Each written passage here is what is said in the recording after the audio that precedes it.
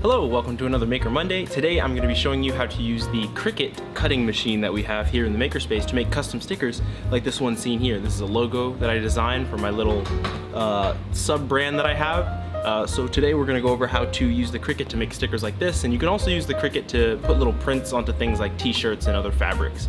Let's get right into it.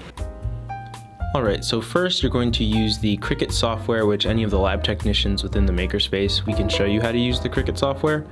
It's super easy to use. Any vectored image that you have, even if it has a background, the Cricut software can remove the background for you, so you can make a nice clean sticker.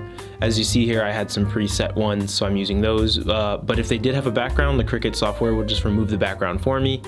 Once I put it in there, it's going to automatically scale it and position it over the sticker sheets that we have.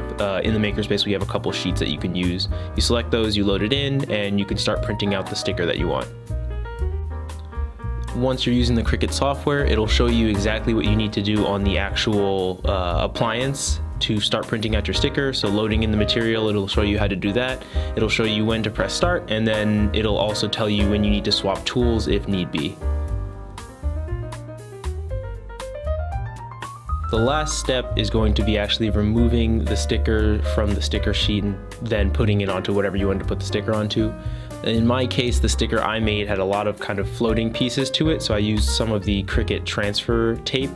The tape gets placed over the sticker that you made, and it allows you to peel the entire sticker up all at once, keeping the spacing between those floating details.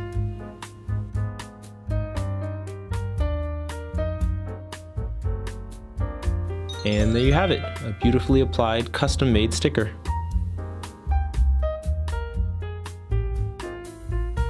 Well, that wraps up another Maker Monday. As you can see here, I've got a lovely logo printed onto this box now of what's in this box, random building materials. But yeah, stop by the Makerspace if you want to learn how to use the Cricut to print things like stickers or put designs onto t-shirts or fabric, things of that nature. And stop by the Makerspace if you want to just build something in general. And as always, tune in next week for another Maker Monday. We'll go over some more exciting builds. Thanks.